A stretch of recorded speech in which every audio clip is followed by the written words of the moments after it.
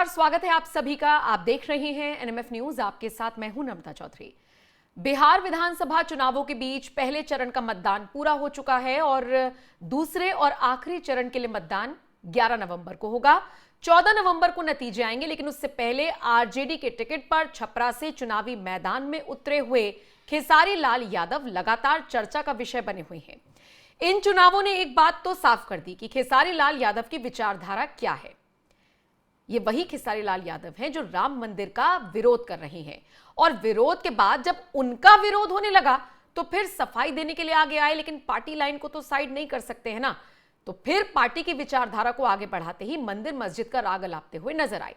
लेकिन इन सबसे इतर हाल फिलहाल खेसारी लाल यादव के पिताजी के साथ कुछ ऐसा हो गया जो चर्चा का विषय बन गया। वो खेसारी लाल यादव जो कल तक तो पैरवी कर रहे थे अपराधी और अपराधी के परिवार वालों की, अब क्या जवाब देंगे। किसी ने उनके पिताजी की ही जेब काट ली, वो भी तब जब पिताजी अपने बेटे के लिए वोट मांगने के लिए गए हुए थे। अब सोशल मीडिया पर इसकी बड़ी चर्चा हो रही है तो खेसारी लाल यादव का मजाक भी उड़ रहा है कि कल तक तो अपराधियों के पैरोकार बन रहे थे, अब ऐसे पॉकेट मारों के लिए क्या कहेंगे। परिवार तो उनका भी है, परिवार तो वो भी चलाने के लिए ना जेब काट कर लेकर गया होगा। इसी तरीके से लोग सोशल मीडिया पर खेसारी लाल यादव को उनके बयान के लिए ट्रोल कर रही हैं। ग्राफिक प्लेट चलाइए ताकि मैं आपको उनका बयान पढ़कर सुना दूं जो उन्होंने एक इंटरव्यू में दिया था। सवाल अपराधियों को लेकर पूछा गया था, जवाब यह था कि जान चली गई तो आपने अपराधियों को जेल में डाल दिया। मतलब सोचिए, अगर किसी की जान चली जा रही है और बदले में अपराधी को जेल में डाल दिया जाए तो यह बयान है खेसारी का। जान चली गई तो आपने अपराधियों को जेल में डाल दिया, तो आपने कितनी जिंदगियां बर्बाद कर दिया। अपराधियों के परिवार को भी तो देखिए। खेसारी लाल यादव अपराधियों के परिवार को लेकर बड़े मार्मिक होते हुए नजर आ रहे थे। बड़े दुख उनके चेहरे से झलक रहा था कि भाई आप जिंदगी क्यों बर्बाद कर रहे हैं किसी की। अपराधियों का भी तो परिवार होता है। हालांकि एंकर ने उनको टोका, सवाल पूछा कि मतलब वो अपराधी जो अपराध कर रहा है, वो जिसका परिवार उजाड़ रहा है, उसका क्या। जवाब कुछ ऐसा सा ही था जैसा कि आप इन बयानों से समझ पा रहे हैं। खेसारी लाल यादव अपनी पत्नी को लेकर क्या बयान दे रहे हैं, कैसे घर में पत्नी बाहर बहन के तरीके से क्या वो बोल रहे हैं। खेसारी लाल यादव इन चुनावों में उनका आईक्यू क्या है, उनकी राजनीतिक समझ क्या है, उनको बयानबाजी कितना करना आता है, सबको समझ में आ गया है। इन सबसे इतर राम मंदिर को लेकर जो बयान दिया, उसके बाद सफाई देते हुए जो उन्होंने विरोधाभास दिखाया, पहले वो भी सुन लीजिए, फिर आगे इस चर्चा को बढ़ाएंगे कि उनके पिताजी के साथ क्या हुआ।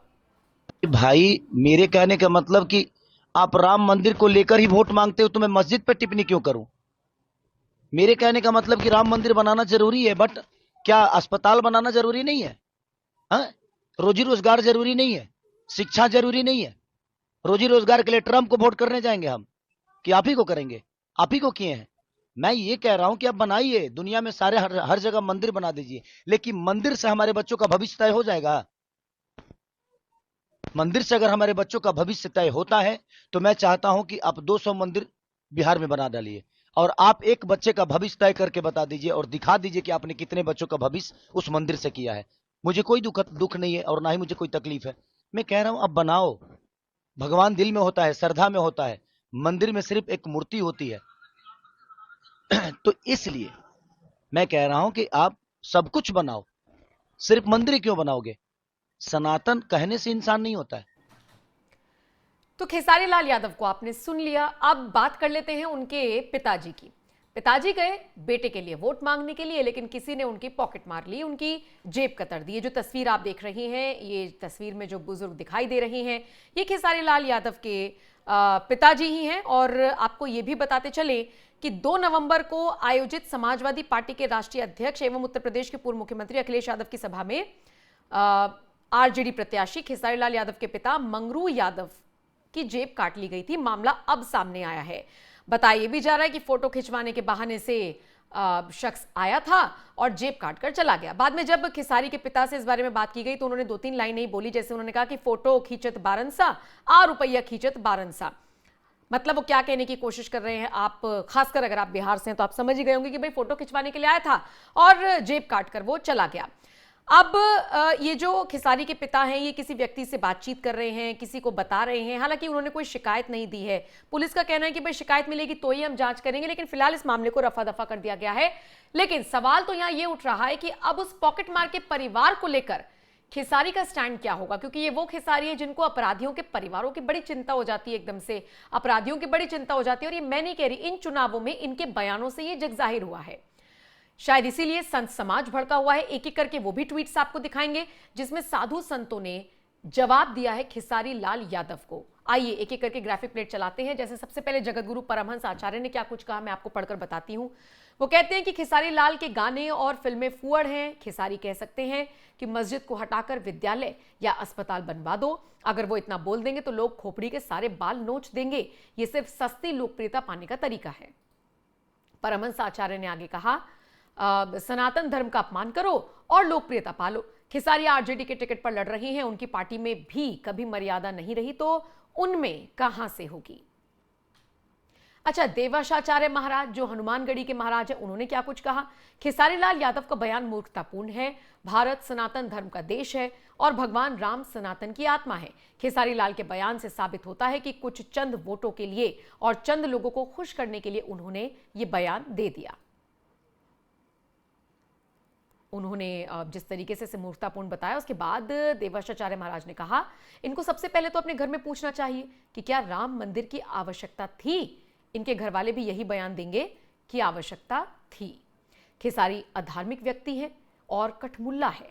खेसारी का धर्म से कोई लेना देना नहीं है। उनकी फिल्मों के गाने भी उनकी तरह अधार्मिक हैं, वो मूर्ख हैं। देवाशाचार्य महाराज ये कहते हुए नजर आई है। बात सीताराम दास महाराज की कर लेते हैं, जो कि अयोध्या के संत हैं, जिन्होंने कहा खेसारी लाल मानसिक रोग से पीड़ित हैं। ज्ञान से उनका कोई लेना देना नहीं है।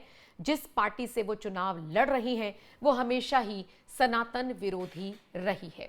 तो कुल मिलाकर देखा जाए तो साधु संत समाज नाराज है खेसारी के बयान से जो राम मंदिर को लेकर उन्होंने दिया, लेकिन दूसरी तरफ उनके अपने पिता की जब जेब कटी तो उनका अपराधियों वाला बयान भी वायरल होने लगा।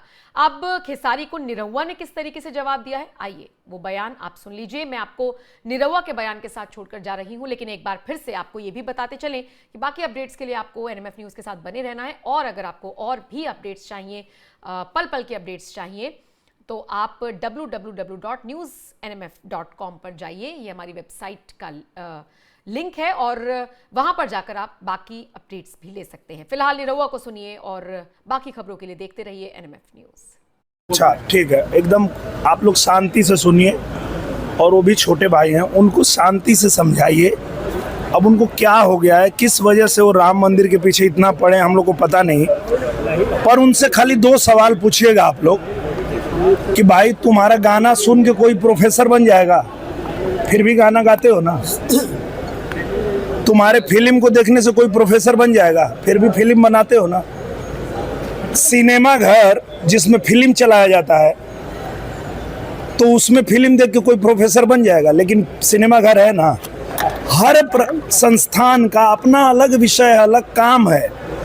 तो जहाँ पे लोग पढ़ के प्रोफेसर बनते हैं वो विद्यालय भी है, वो यूनिवर्सिटी भी है। ये राम मंदिर के पीछे क्यों पड़ा है हमको समझ में ही नहीं आ रहा। आप लोग एक बार उससे पूछिए, आप लोग एक बार खूब शांति से उसको प्यार से पूछिए कि भैया यहाँ एयरपोर्ट है तो क्या चाहते हो, एयरपोर्ट को तोड़ के और कॉलेज बना दें? जहाँ मंदिर टूटा तो मंदिर ही बना, उसमें तुमको क्या दिक्कत है? अगर हम किसी यूनिवर्सिटी टूटी होती वहाँ मंदिर बनाते तो आपकी ये बात हमको समझ में आती कि आप जो सवाल कर रहे हो वो सही है कि पहले यहाँ यूनिवर्सिटी थी, आपने मंदिर क्यों बनाया? यूनिवर्सिटी में पढ़ के लोग प्रोफेसर बनते हैं। पर जब वो राम मंदिर ही था और फिर वो राम मंदिर ही बना तो इनके सवाल का मतलब क्या है, आप लोग जरा उनसे पूछिएगा।